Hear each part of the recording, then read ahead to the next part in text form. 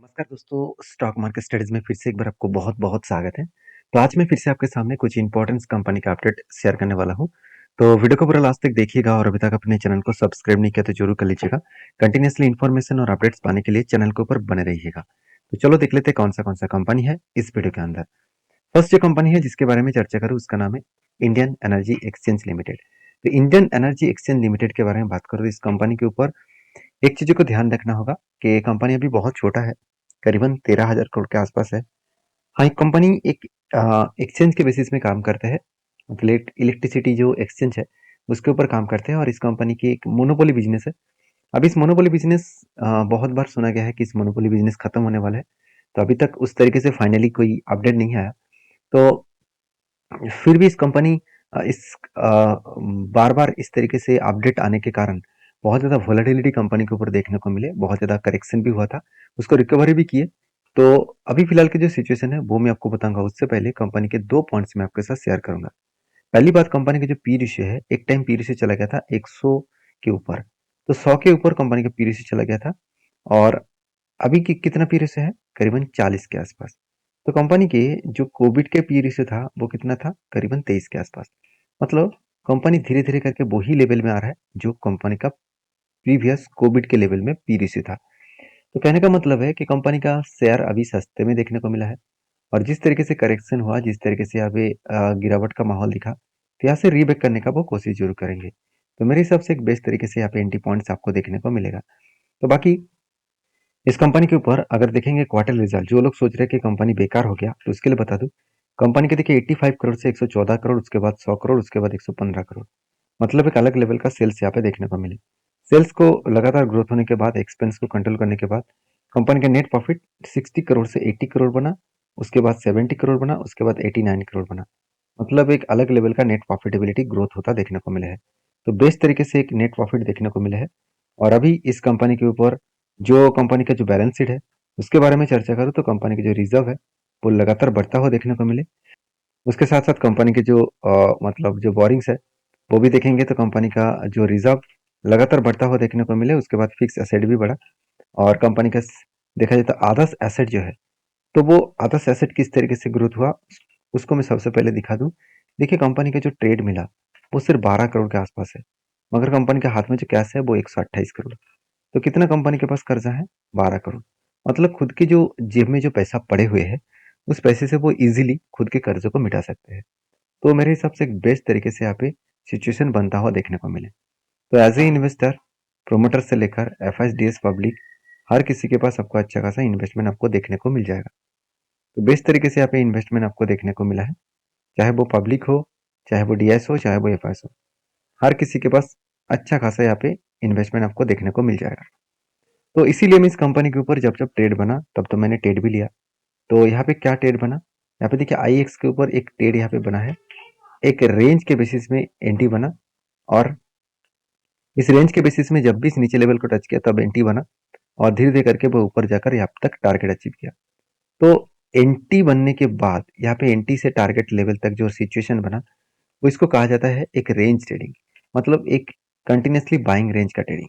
तो कंटिन्यूसली जो buying range बना, तो देखिए जब भी इस तरीके से कोई बाइंग रेंज बनता है तो आपको काम किस तरीके से करना है वो बता दूं।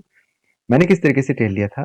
तो जब भी इस तरीके से रेंज बने आपको दो चीज़ों को ध्यान रखना है कि अगर ब्लू चिप टाइप कंपनी नहीं है और वो कंपनी के ऊपर ट्रेड बना है तो हमेशा आपको ये ढूंढना है कि 200 डेज ईएमए के नीचे आपको एंटी बनना चाहिए।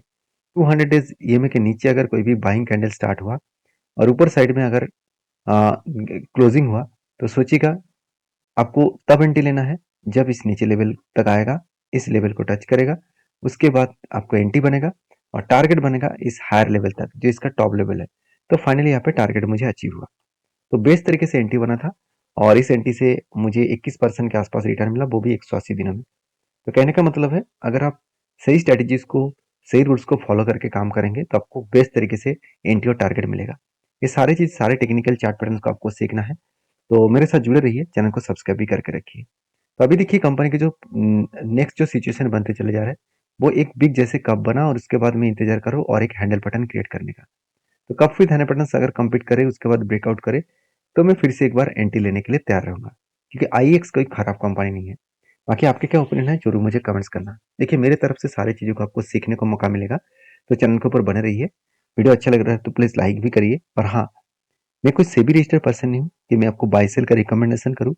अगर कोई भी ट्रेड आपको लेना है, मेरे चार्ट पैटर्न को देखकर कोई भी ट्रेड लेना है, आपको जो एडवाइज़र है उसके साथ बातचीत करके ही काम करिए, क्योंकि हर किसी का अलग-अलग रिस्क कैपेसिटी होते हैं। तो मैं कितना रिस्क लेता हूँ, वो मैं खुद के ऊपर रिस्क लेता हूँ, तो आप आपके हिसाब से रिस्क लीजिए। तो नेक्स्ट जो कंपनी है उसका नाम है पॉलीप्लेक्स। तो पॉलीप्लेक्स जो है, जो पॉलीप्लेक्स कॉर्पोरेशन लिमिटेड है, इस कंपनी बहुत छोटा है, फिर भी इस कंपनी ने एक अच्छा खासा धमाका परफॉर्मेंस किया। करीबन 800 से 1600 तक जर्नी किया और उसके बाद देखिए बिग फॉल देखने को मिला। 800 से 1600 तक जर्नी किया, उसके बाद कंपनी पर 50% लो के आसपास है, मतलब कंपनी के ऊपर बिग फॉल देखने को मिला। तो मुझे बहुत सारे दोस्तों ने कमेंट किया, सर ये जो करेक्शन हो रहा है धीरे धीरे करके गिरते चले जा रहे हैं, तो कहाँ तक जाकर रुक सकता है और करेक्शन का कारण कौन सा है। देखिए सबसे पहले मैं क्वार्टर रिजल्ट के बारे में बात करूँ तो कंपनी में जो सेल्स है उसका ग्रोथ थोड़ा सा यहाँ पे कम हुआ। 1800 करोड़ से थोड़ा सा कम होकर कितना हुआ, 1400 करोड़। और कंपनी के जो मतलब सेक्टर है, उसका सेक्टर का नाम कौन सा है, पैकेजिंग। देखिए पैकेजिंग इंडस्ट्रीज धीरे धीरे करके ग्रोथ कर रहा है, क्योंकि पैकेजिंग इंडस्ट्रीज का ग्रोथ होना ही होगा। क्योंकि आप एक चीज को समझ लीजिए कि पैकेजिंग के बिना आज कोई भी प्रोडक्ट इंपोर्ट एक्सपोर्ट नहीं किया जाता है। तो कोई भी प्रोडक्ट एक जगह से दूसरी जगह तक ले जाने के लिए पैकेजिंग का बहुत ज़्यादा ज़रूरत पड़ता है। क्योंकि आज अमेज़न, फ्लिपकार्ट इस तरीके से जो कंपनीज़ है, मीशो जैसे कंपनी है, वो खुद के वेयरहाउस बना के रखा है, जहाँ पे प्रोडक्ट को वो पैकेजिंग करते हैं, उसके बाद लेबल लगाकर वो बेचते हैं, मतलब सर्विसेज़ देते हैं। तो पैकेजिंग इंडस्ट्रीज़ बहुत तेज़ी से ग्रोथ कर रहा है। तो इस कंपनी का कितना ग्रोथ है, वो चलो आपको दिखा देता हूँ। देखिए कंपनी का सेल्स तो कम हुआ, प्रॉफिट कम हुआ, सॉरी, कंपनी का सेल्स कम हुआ, एक्सपेंस ज़्यादा हुआ, जिसके चलते पहले जो कंटिन्यूअसली प्रॉफिट हो रहा था, पर प्रॉफिट लगातार कम होता चला गया। और यही एक वजह है जिस कारण की वजह से शेयर के ऊपर एक बिग फॉल देखने को मिला। अगर मैं चार्ट को आपके साथ शेयर करूं तो आपको देखने को मिलेगा कंपनी का जो टॉप लेवल था वो कहाँ पे था, करीबन 2880 रुपीज के आसपास। और आज कहाँ पे चल रहा है, आज चल रहा है सिर्फ करीबन 870 के आसपास। तो 2880 से लेकर 880 से लेकर 870, ये जो करेक्शन है वो कितना करेक्शन हुआ, कितना गिरावट हुआ।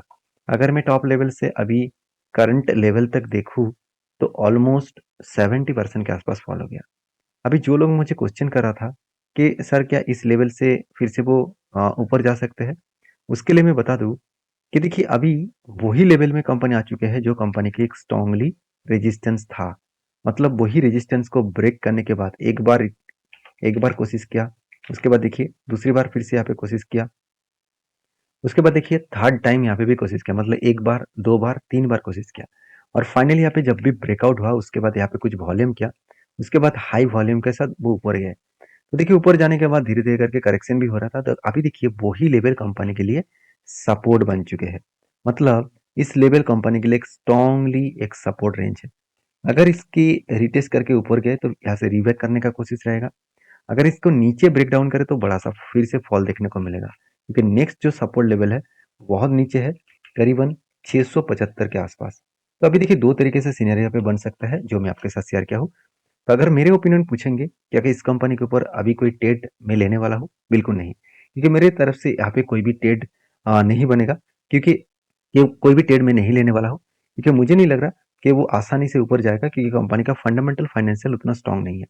क्योंकि बैलेंस शीट के बारे में चर्चा करूँ तो कंपनी के देखिए रिजर्व थोड़ा सा बढ़ता हुआ देखने को मिले, और जो बोरिंग्स है वो थोड़ा सा कम होता देखने को मिले, अच्छी बात है। कंपनी खुद के बिजनेस के ऊपर इन्वेस्टमेंट भी किया है, वो भी बड़ी बात है। कंपनी के ऊपर हाथ में कितना कैश है वो देख लीजिए, करीबन 900 करोड़ के आसपास कैश है। मतलब इजीली वो खुद के कर्जे को मिटा सकते हैं। अभी देखिए इन्वेस्टर के बारे में बात करूँ तो देखिए प्रोमोटर के बाद एफआईएस ने क्या किया, एफआईएस ने माल बेचा और म्यूचुअल फंड ने भी माल बेचा।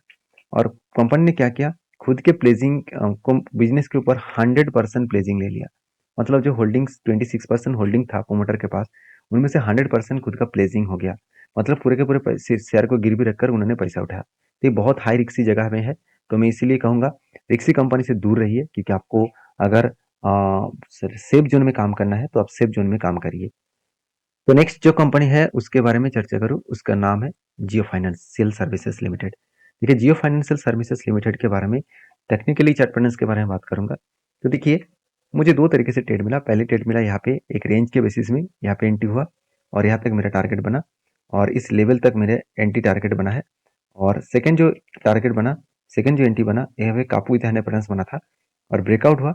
जब रिटेस्ट किया तब मैंने एंट्री लिया और यहाँ से धीरे धीरे करके वो टारगेट तक गया। तो इजीली वो टारगेट को अचीव किया, ये बात तो सही है। कंपनी के ऊपर एंट्री क्यों लिया? क्योंकि कंपनी का परफॉर्मेंस बेस्ट है, तो जिसके चलते हुए मैंने एंट्री लिया था। तो 2 मुझे एंट्री मिला था। पहले एंट्री में 28% का रिटर्न मिला, सेकंड एंट्री में 22% के आसपास, और वो भी 1 सालों के अंदर अंदर। टोटल में एंट्री लेवल से टोटल टारगेट तक देखूँ तो ऑलमोस्ट 123 दिन लगा। 123 दिन में 56%। मैंने 2 बार ट्रेड लिया, इसका मतलब अराउंड 26% के आसपास एवरेज रिटर्न निकल कर आ रहा है। कोई बात नहीं। और 123 दिनों में अराउंड 123 दिन नहीं, 126, हाँ 123 दिन, 123 दिन में मतलब 5 मंथ्स आप बोल सकते हैं।